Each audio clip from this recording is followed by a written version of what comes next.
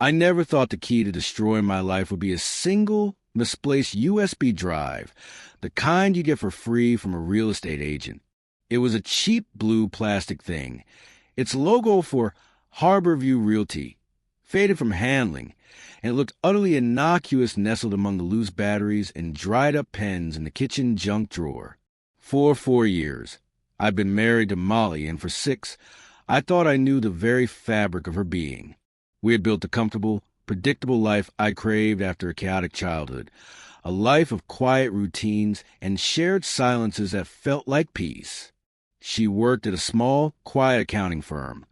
I was a project manager for a construction company, my days filled with concrete schedules and tangible progress. Our fights were the kind you see in sitcoms, about whose turret was to do the dishes, or why we never traveled enough, never about the subterranean faults that can truly shatter a foundation. The first tremors of the coming earthquake started not with her, but with my brother, Marcus. He's 2 years older, the family's golden boy. Charismatically handsome, effortlessly successful, running his own sleek tech consultancy from a downtown high-rise. We'd always been close, a bond forged in the trenches of a shared, somewhat neglectful upbringing.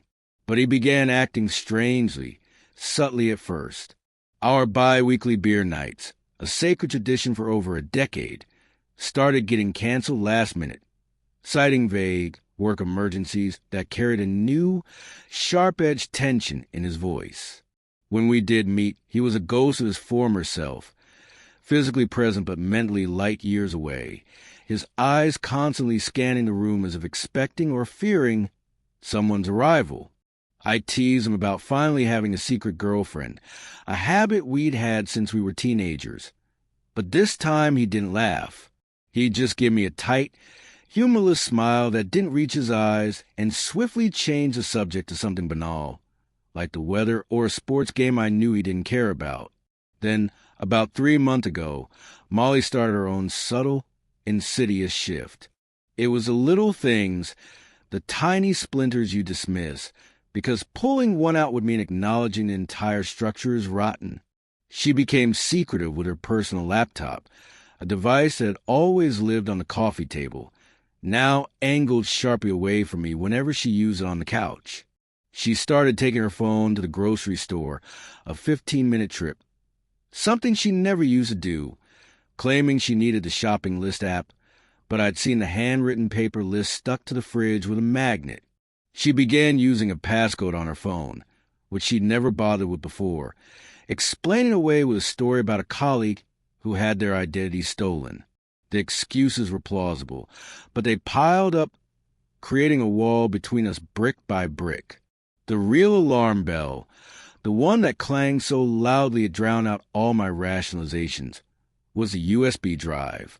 I was looking for a spare micro USB cable in the junk drawer, my hand rummaging through the familiar clutter of dead batteries, takeout menus, and old keys, when my fingers brushed against its cool plastic surface. It wasn't mine. I was certain. I'm meticulous with my tech, labeling everything. This was a generic, no-name device. A cold knot tightened in my stomach. Curiosity, that fatal flaw, got the better of me. I took it to my home office and plugged it into my laptop. The drive contained a single folder, and it was encrypted, protected by a robust password prompt. That alone sent a jolt through me. Who password protects a USB drive meant for? What, storing recipes or tax documents? This was a level of security that screamed paranoia or something far worse. I tried a few obvious passwords. Molly's birthday, our anniversary, the name of our childhood dog. Nothing. Access denied. Frustrated, I was about to eject it and dismiss it as some forgotten relic from her office when I noticed something. Sitting outside the encrypted folder, right on the root of the drive, was a single text file. Its name was a cryptic jumble of letters and numbers. KL7M2_notes.txt. I opened it. My blood ran cold, not from what was explicitly said, but from the chilling implication of it all. The file wasn't a love letter or a personal confession. It was a clinical, dispassionate log. It listed times, dates, and a series of alphanumeric codes that meant nothing to me, followed by short, stark phrases that sounded like they were ripped from a corporate thriller or an intelligence briefing. The language was cold and technical, mentioning the successful acquisition of a target package, the initiation of financial transfers through a specific non-public banking channel, and directives for purging data and destroying communication devices following a potential security breach. The most human elements in the entire log were the initials M and A. Molly and who? My mind, against its will, supplied the answer, Marcus. But the idea was so absurd it was laughable. What would my wife, a mild-mannered accountant, and my brother, a tech entrepreneur, be doing with something that sounded like a script for a heist movie? This wasn't the language of an affair. This was the language of a high-stakes operation. A wave of paranoia so intense it was physically nauseating washed over me. Was I losing my mind? Maybe this was some elaborate game, a complex puzzle Marcus was designing for one of his corporate team-building exercises, and Molly was helping him test it. But why the extreme secrecy? Why hide it from me? The more I thought about it, the less sense it made, and the more the fear took root. I decided I had to investigate quietly, to look for clues in the real world that could explain the digital nightmare on that blue drive. I started paying hyper-attention to the minutiae of our lives. I noticed Molly had a new, suspiciously expensive-looking leather laptop bag I'd never seen before. When I casually asked about it, she said it was a gift from the firm for her work on a big, important account. But her firm was tiny, a 5-person operation. They gave Christmas bonuses in bottles of wine and gift baskets, not high-end Italian leather goods. The story felt flimsy, a cover for a purchase she didn't want to explain. The incident with the laptop was the point of no return. One evening, in a move of desperate, calculated clumsiness, I accidentally knocked a full glass of water onto her laptop. It was a terrible, risky thing to do, but I needed to see her reaction to gauge the importance of the device. Her response was not what I expected. She didn't get angry or flustered. She went ice cold, her face a mask of controlled alarm. "It's fine," she said, her voice eerily calm, devoid of the frustration anyone would normally feel. "It's backed up. I have another one." The next day, the damaged laptop was gone, and by that evening, it was replaced by an identical new model. No normal person replaces a high-end laptop that quickly, without a single complaint about the cost or the inconvenience. It was as if she had a spare on standby, a tool of the trade. I turned my attention to Marcus, my suspicion now a burning coal in my chest. I drove by his office one night after he'd canceled on me, claiming a server crisis. His car was there, parked in its usual spot, but the lights in his corner office were off. Peering through the glass front door, I saw a faint, bobbing light coming from the server room in the far back of the suite. I cupped my hands against the glass, squinting. It was Marcus, but he wasn't dressed in his usual business casual. He wore dark jeans and a black hoodie. He was hunched over a server rack, not with the casual expertise of an owner, but with the furtive, intense concentration of a burglar disabling an alarm system. He looked criminal. The pieces were forming a picture I couldn't comprehend, a horrifying mosaic of betrayal that had nothing to do with the heart and everything to do with greed and deception. My wife and my brother were involved in something clandestine, and it wasn't an affair. It was something far more calculated and dangerous. The breaking point, the moment the pretense of a normal life shattered completely, came when I followed Molly. She told me she was going to a weekend accounting seminar in a city 2 hours away. It was a flimsy excuse. Seminars aren't held on Sundays. A cold certainty settled over me. I had to know. I tailed her car, keeping a safe distance, my heart hammering a frantic rhythm against my ribs.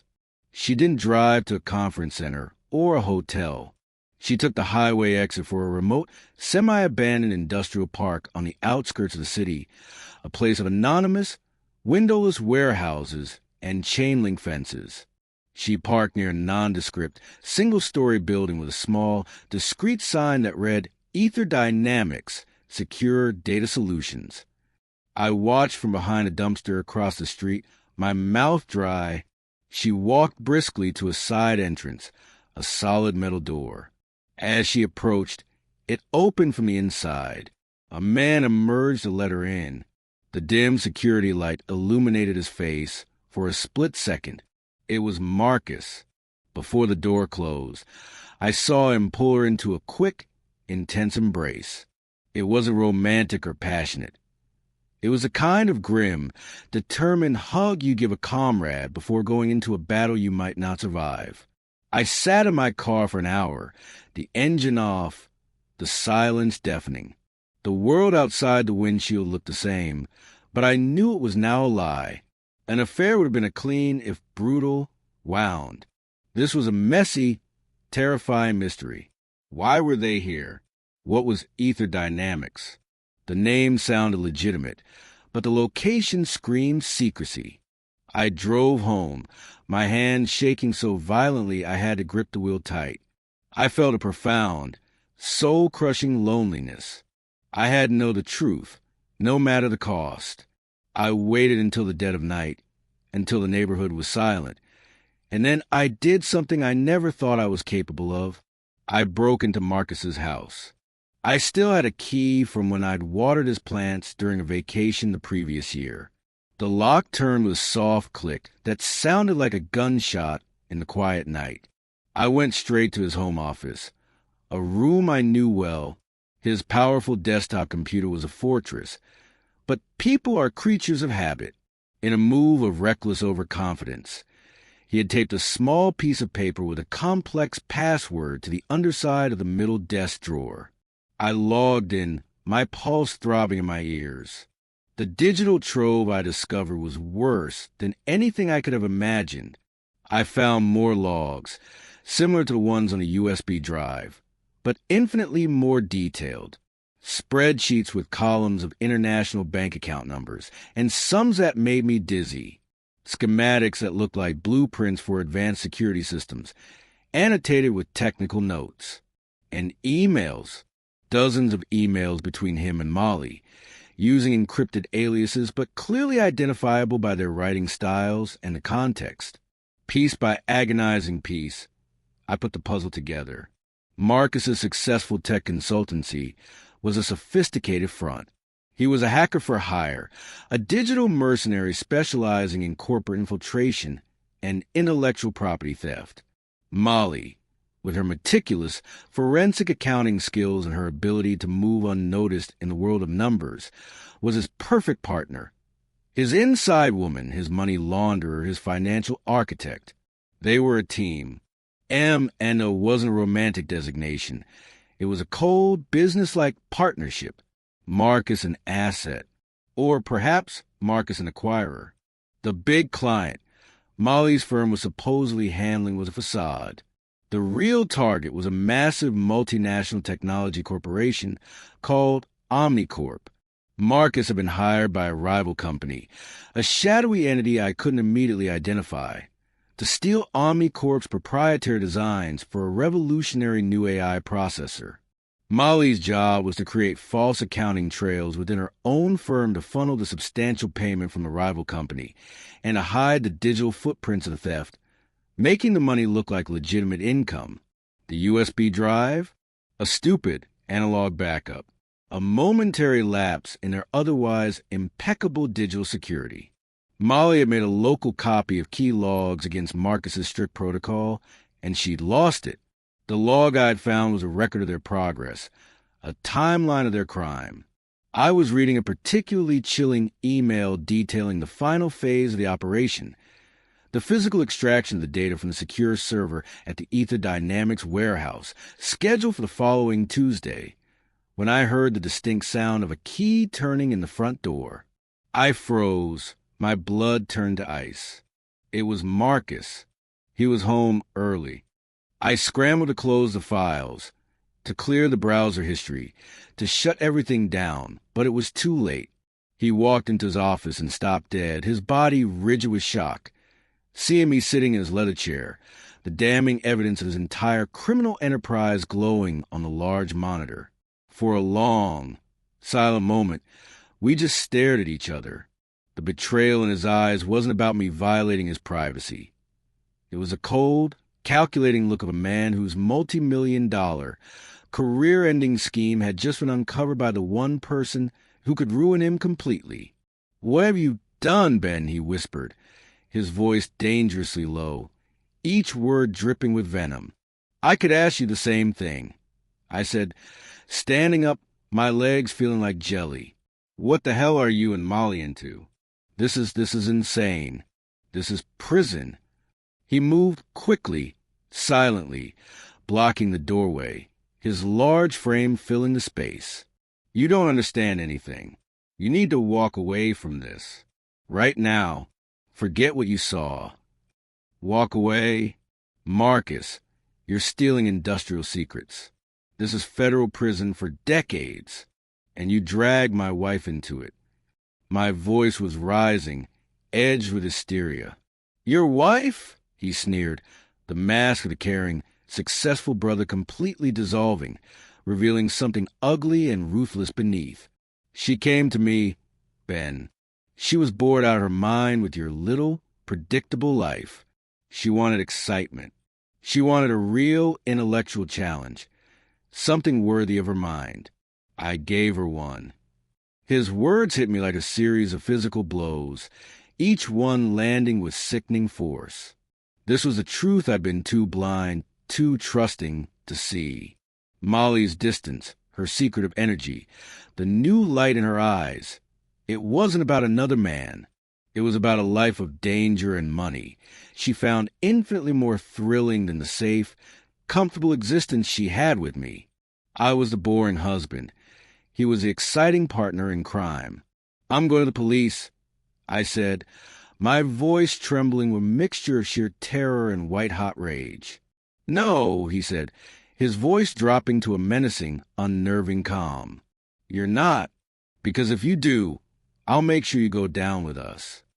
I've spent the last month building trails that lead right back to you. Unexplained deposits in an offshore account under your name. Digital fingerprints on the code we use to breach OmniCorp servers. Emails from a dummy account that perfectly mimics your writing style. You'll be the fall guy, Ben, the jealous, financially struggling brother who masterminded the whole thing to get back at his more successful sibling. Who would they believe? Me, a respected businessman, or you?" I stared at him, horrified to my very core. He hadn't just planned the crime. He had planned for its discovery. He had contingency plans that involved meticulously framing me, destroy my life to save his own. "You're a monster." I breathed, the words barely audible. "I'm a pragmatist," he corrected, a cruel smile touching his lips. "Now, you're going to forget everything you saw. You're going to go home, and you're going to live your life. Molly will stay with you until this is over, for appearances. And then she's leaving you anyway. She's mine, in every way that matters." Something in me, some final thread of restraint, snapped. The lies, the betrayal, the cold-blooded threat to destroy my life and leave me rotting in a prison cell. A red haze descended over my vision. I lunged at him, a raw, guttural scream tearing from my throat. We crashed into the hallway, a violent tangle of fists and fury. He was bigger, stronger, and fueled by the same desperate, panicked instinct for self-preservation that was coursing through me. He quickly got the upper hand, pinning me to the hardwood floor, his knees digging into my arms, his hands closing around my throat. "You should just let it go," he snarled, his face a contorted mask of a rage I had never seen in him, a side of my brother that had been hidden for a lifetime. "You always had to be the good guy, the worrier, the one who followed the rules. Well, worry about this. Black spots began to dance at the edges of my vision. I couldn't breathe. I managed to bring my knee up with all my remaining strength, catching him hard in the ribs. He grunted in pain, his grip loosening for a precious second, and I shoved him off with a surge of adrenaline. I scrambled to my feet, gasping for air, and I ran. I didn't look back. I fled his house, jumped into my car, and sped away, my entire body shaking so hard I could barely steer. I didn't go home. Where was home anymore? I drove to a pay-by-the-hour motel on the highway, a place of last resort. I paid in cash, locked the door, and collapsed on the scratchy bedspread. I was bruised, terrified, and utterly, profoundly alone. My wife was a criminal. My brother was a sociopath who had just tried to kill me, and he had set me up to take the fall for their crimes. The world had been pulled out from under me, and I was in free fall. I spent a sleepless night staring at the water-stained ceiling, my mind racing. I couldn't go to the police. Not yet. His frame-up was probably airtight. My word against his, with fabricated evidence pointing squarely at me. I needed evidence of my own. I needed proof of his threat, of the setup. I needed to catch him in the act and record him admitting everything. It was a risky, stupid plan born of desperation, but it was all I had. I knew they had one last phase to complete, the final data transfer. I had to be there. The next day, I went home. I confronted Molly. I didn't tell her I'd been at Marcus's or that he'd tried to strangle me. I just told her I knew. I knew about Omnicorp. I knew about ether dynamics. The color drained from her face, leaving her looking gaunt and years older. She didn't deny it. She didn't break down.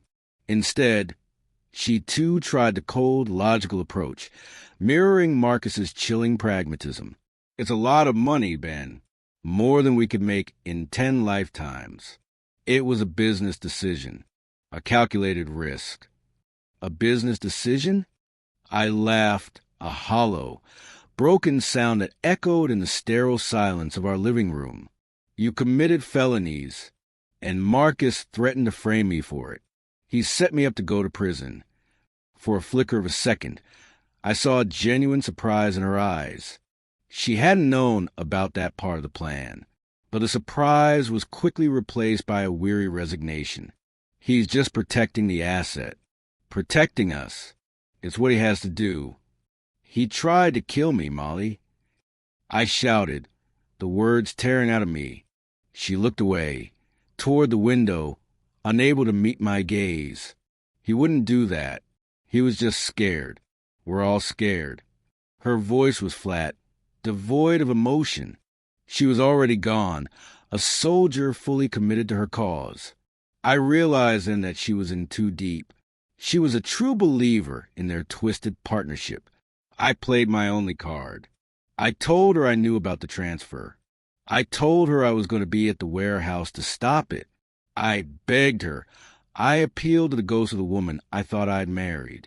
I asked her to come with me, to help me get evidence against Marcus to clear my name, to do the right thing just this once. She finally turned to look at me, and her eyes were completely empty, like windows to a deserted room. "Don't be a hero, Ben," she said softly. "You'll only get hurt. You can't stop this." I knew then, with absolute certainty, that she would warn him, and that was exactly what I was counting on. I needed them together. I needed his confession. That night, under the cover of a moonless sky, I went to the Ether Dynamics warehouse. I hid my car a mile away and approached on foot through a deserted industrial park, my heart pounding a frantic drum against my ribs. I slipped inside to the same fire exit I'd noted during my previous visit, my hands sweating and cold. I had a voice-activated recorder in my pocket, a cheap one I bought that afternoon. The place was hushed and cavernous, the air smelling of dust and ozone. The only light came from a dedicated server room at the far end, a clean, white glow spilling into the darkness. I found a hiding spot behind a towering stack of silent server racks, my body coiled tight with tension. I didn't have to wait long.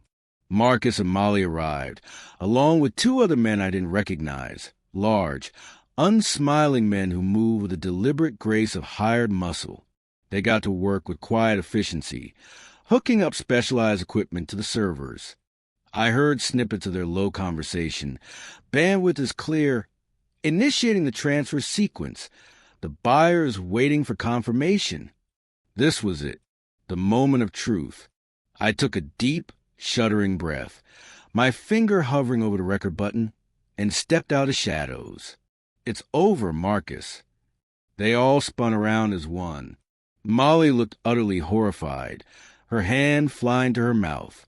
The two thugs immediately reached for their waists, and I saw the unmistakable outline of guns tucked into their pants. Marcus, however, didn't look surprised. He held up a hand, signaling the men to wait, and a slow, cruel smile spread across his face. It was the smile of a predator who had been expecting its prey. "I knew you'd come," he said, his voice echoing slightly in the vast space. "Molly said you might. She said you had a stubborn sense of justice. You never could leave well enough alone. Could you, little brother?" "I'm not going to jail for you," I said, forcing my voice to remain steady. "I recorded you threatening me last night. I have copies of files from your computer. I've hidden them. It's over. The police will have everything if anything happens to me." His smile didn't falter. In fact, it widened. "You think I'm stupid, Ben? I scrubbed that drive clean the second you left my house. I have software that wipes it remotely if anyone but me logs in. And as for a recording," he nodded to one of the men, who stepped forward and roughly searched me, finding the cheap recorder in my jacket pocket. The man held it up, and Marcus nodded again. The man dropped it to the concrete floor and crushed it under the heel of his heavy boot. The plastic splintered with a final, sickening crunch. "Now," Marcus said, picking up a heavy-looking metal torque wrench from a nearby workbench, hefting in his hand. "We have a problem. You've seen these gentlemen. You know about the buyer. I can't have any loose ends. I can't let you leave." He advanced toward me, the wrench held ready. I backed away, my heart now a frantic bird trying to escape its cage. I was trapped. The plan had failed spectacularly. This was how it ended. In a cold warehouse, beaten to death by my own brother. Just then, a voice echoed to the vast space, amplified by a powerful megaphone, shattering the tense silence. "This is the FBI. The building is completely surrounded. Drop your weapons and come out with your hands on your heads. Now!" Blue and red lights strobed to the high, grimy windows, painting the interior in pulses of emergency color. Marcus froze, his face a perfect picture of sheer, unadulterated panic. He looked from Molly's terrified face to mine, his eyes burning with a hatred so pure it was almost tangible. You called them?" he hissed, the words barely audible over the sudden blare of sirens. I was as shocked as he was. I hadn't. I had no idea who had. In the chaotic minutes that followed, the shouted commands, the rush of black-clad agents swarming the building, the overwhelming force, I learned the truth. My paranoid, amateur digging had paid off in a way I never could have anticipated. Weeks ago, after first finding the USB drive, I'd done what any confused and worried husband would do. I'd try to find out what the strange codes meant. I'd posted a single, carefully anonymized line from the log file on a niche, deep web forum for cybersecurity experts, asking if anyone recognized the terminology. In the whirlwind of everything that happened afterward, I had forgotten about it completely. But a user on that forum, a white-hat hacker and ethical security researcher, had seen it. The codes were unique, a digital signature. He recognized them from a confidential bulletin put out by the FBI's Cybercrimes Division about an ongoing investigation into the OmniCorp intellectual property theft. He'd done the right thing. He contacted the authorities. The FBI had been monitoring the forum, hoping the thief would get sloppy, and they had been monitoring me.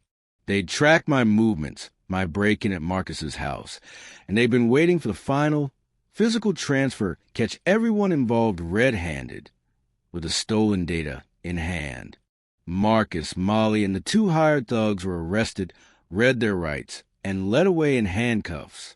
The FBI agent in charge, a serious woman named Agent Miller, took me aside and explained the situation. My inadvertent tip, combined with the physical evidence I'd gathered, the USB drive, the photos I had taken on my phone of Marcus's office screen, had been the break they needed, because I had come to them in a roundabout way, and because I was clearly not a willing participant but a victim being set up. I was treated as a crucial witness, not a suspect. The fallout was nuclear, devastating my family in ways a simple affair never could. Marcus and Molly were charged with a litany of federal crimes: industrial espionage, wire fraud, conspiracy, money laundering. Facing overwhelming evidence, they both eventually took plea deals, turning on each other in a desperate, pathetic attempt to reduce their sentences. The story made national news. The brilliant, charismatic tech entrepreneur and quiet, unassuming accountant who orchestrated a sophisticated, multi-million-dollar cyber heist. My family was shattered. My parents were plunged into a grief so profound it was like a death in the family. They vacillated between horror at Marcus's actions and a desperate, misplaced anger at me for being the one to uncover it, for not handling it within the family. They begged me for forgiveness, for not believing my earlier, vague concerns about Marcus's behavior. Their apologies were a small, cold comfort in the vast emptiness that was now my life. The divorce was the easiest part, a mere formality. Molly signed the papers from a federal detention center, her signature a frail, defeated scrawl. There was nothing left to say. The woman I married had ceased to exist long before I found that blue drive. I sold the house, the furniture, everything that held a memory. I moved to a new city on the opposite coast, a place of rain and anonymity, and started over. The FBI, as part of my witness protection, helped me establish a new identity, not because I was in imminent danger, but because my name had become synonymous with the scandal. I needed a clean break. Sometimes, in the quiet of my new, sparsely furnished apartment, listening to the rain patter against the window, I think about that USB drive, a tiny, forgotten, cheaply made object that held the power to unravel every thread of my existence. I thought I was uncovering a marital betrayal. I stumbled into a den of corporate snakes. I lost my wife, my brother, and my family, but I found out the truth. And in the end, as painful and desolate as it was, the truth was the only thing that could set me free. I wasn't the hero of the story.